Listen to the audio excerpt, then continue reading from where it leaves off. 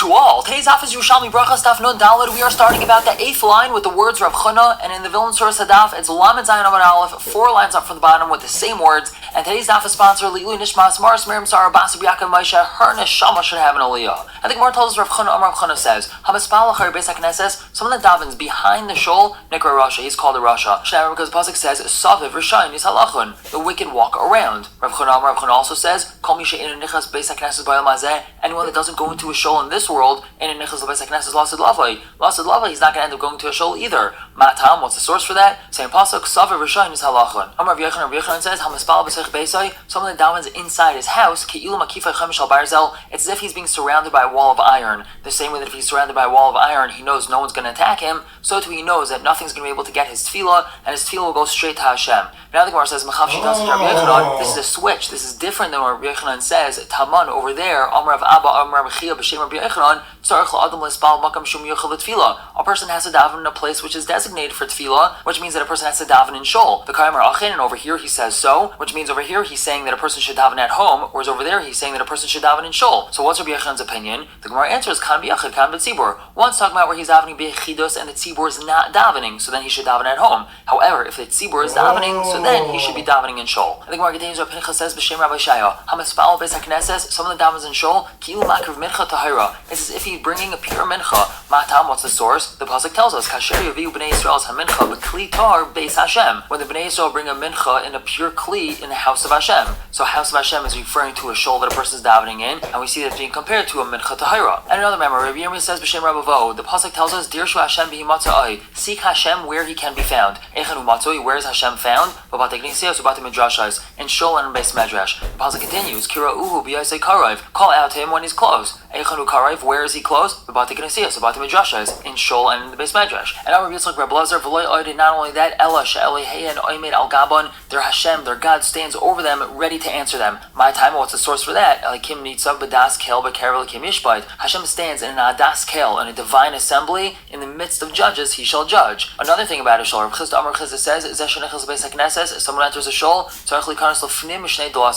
he has to go within 2 doors. Matam, what's the source for that? The pasuk says, Asher Adam Shemei Ali, praiseworthy is the man who listens to me, Lishkait al dal soisa yoim yoim, who comes quickly to my doors every single day. And the pasuk continues, Lishmor mezuzais pesachai, to guard the doorposts of my entrances. And what does the pasuk say? Dal soisai, my doors, v'loy dal si, not my door, singular. Also, the pasuk says mezuzais, doorposts, v'loy mezuzas, not 1 doorpost. So you see that we're talking about 2 doors. And Masakain, if he does do so, maksiv taman, what does it say over there regarding him? Ki maitzei matzachayim, for one who finds me finds life. I continue to talk about shul. Rav Chana says, Zeshu hailach beis haknesses, someone that's going to shul, tzarchol hakel as raglav. He has to lighten his feet, which means he has to walk with a spring in his step. Matam, what's the source for that? The pasuk says, V'nei let us know, near the faladas Hashem, let us pursue to know Hashem. Meaning, let's go run to know Hashem, let's go run to shul. But when he leaves, tzarchol al kima, he has to walk slowly. Matam, what's the source for that? The pasuk says, Ki'ata ta'ada tisbar, for now you're going to count my steps. And counting steps implies walking slowly. And Rabbi Yochanan says, Bris krusahi, the following thing is a binding covenant. It's a bris krusa. Hayegeya talmudei beis haknesses, someone that toils in his learning in shul, lebim heruhu mishakeach. He's not going to forget it quickly. And Rabbi Yochanan antuna yasa, bris krusahi, the following thing is a bris krusa. Hayegeya talmudei betzina, someone who toils modestly in his learning. He does so in private. Lebim heruhu mishakeach, he's not going to forget it quickly. Matam, what's the source for it? Ves tzenuim chachma, with the modest is wisdom. And Rabbi Yochanan, bris krusahi, haloim agadim mitach hasefer, someone that learns agadatah out of the sefer. He reads it out of the sefer and doesn't say it by heart. He's not going to forget it quickly. And Rav Tanchum says, Hasaber Talmudai, someone who ponders his learning, he's not going to forget it quickly. And Matam, what's the source for that? The pasuk says, lest you forget the words that your eyes have seen. And the word eyes over here is referring to the mind's eye. The mind's eye understood what he was learning. That's Sever Talmudai. And Rabbi Yonah says, B'Shem Rav Tanchum Reb Chia, someone that sees a harsh dream, meaning he has a bad dream. He has to say the following: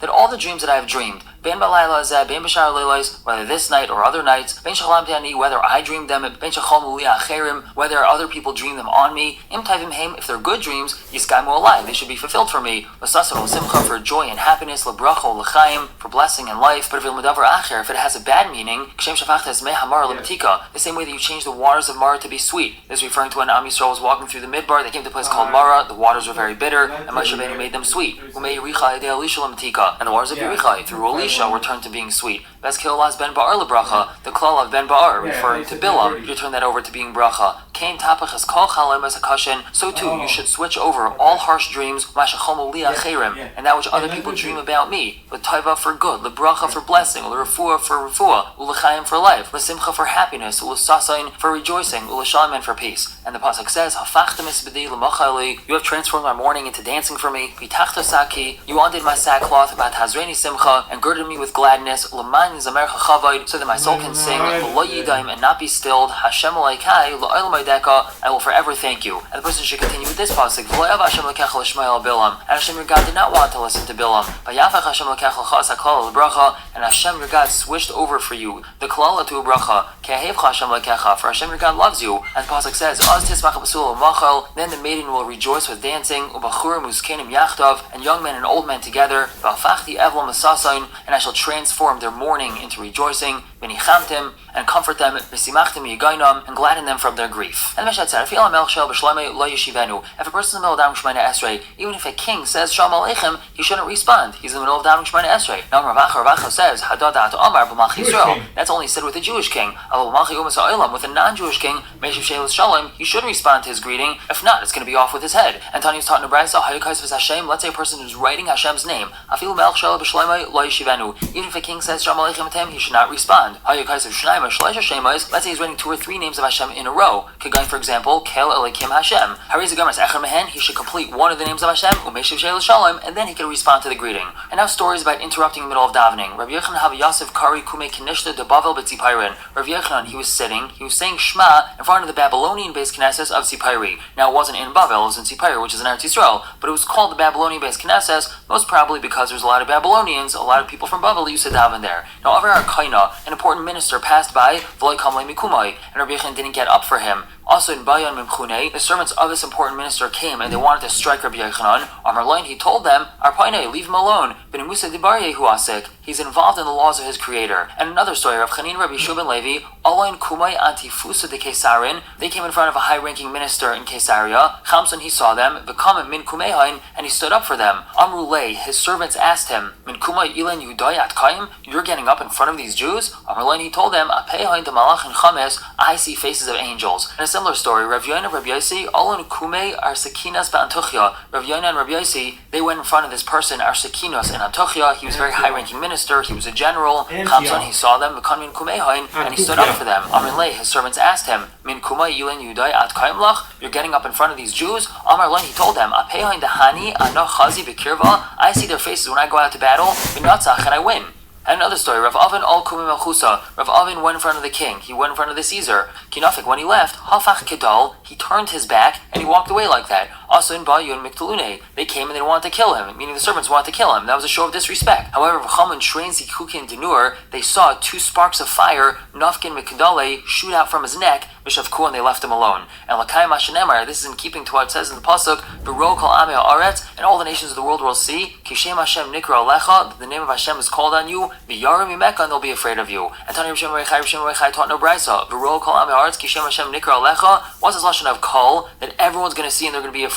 Afilu ruchas, afilu shedim, even spirits and shedim will be afraid of you. And Rabbi Yonasan havu mitailin be'esratin. Rabbi Yana and Rabbi Yonasan were walking in the street, Chamson chad v'shal behind. Someone saw them and said Shalom Aleichem, meaning a high-ranking officer saw them and said Shalom Aleichem to them. Amar Lohain, what did he tell them? Shlomchon Rabbi, your peace should be abundant. So Amar, they said to each other, Afilu tayr habrias. The proper gear says not chavros but habrias. That means even important people, ein oleinu l'ra, they have no desire to harm us. And the Gemara continues, Rish Lakish menhaga b'yiraisa sagin. Rish Lakish, he was completely focused on his learning. He was walking, he was vertracht in learning, he was thinking deeply about what he was learning. And Havanafik le'lebar Tchumit Shabbata, he walked out of the Tchum Shabbos, b'hula yadan. He didn't even know that he walked out of Tchum Shabbos because he was so focused on his learning. L'kayim hashenemar, this is in keeping to the pasuk, be'avasa tishka tamid. In your love for her, you're going to make mistakes. And similarly, Rabbi Yudan, Rabbi Shmuel, min hage by Rais Hasagin, was completely focused on his learning. Have his gulsei sharmine. His cloak fell off of him. Skip the parentheses, jump 2 lines down. V'chakinim izdarola, and a snake came and guarded it. Now Amr le Talmidai, his Talmidim told him, Rebbe, hagulsech shriya, your cloak fell off. Amr le, so he told him, V'lesahi rishi asa zehirala, isn't that wicked thing guarding it? Meaning, isn't there a snake guarding it? In other words, even though it fell off of me, something's guarding it to make sure that no one steals it. And the Gemara continues explaining the Mishnah we had said, Afilu nachash kar chalakeva lo yafsek. If a person is down Shemana Esrei, even if there's a snake wrapped around his ankle, he's not allowed to stop Shemana Esrei. Now Rav Chana says, B'shem Rabbi Yaisi, lo yashanu ala nachash. This is only talking about a snake. Aval akar, but if there's a scorpion, mafsik, so then he can stop. Lama, why is that? The machya v'chazru machya, literally this means because it stings and stings again. Now that doesn't mean that it's okay for him to get one bite from a snake, but it's not okay for him to get multiple scorpion bites. It just means that an akrav, a scorpion, since it stings very often, he can be assured that he most probably will be stung by the scorpion, so that's why he can stop his Shemana Esrei. However, a snake will not necessarily bite him unless he startles it or frightens it, so therefore, as long as he doesn't do anything and he stays in his place, davening Shemana Esrei, the snake's not going to do anything to him. Rav Ila says, Loy Amru Ela Karach.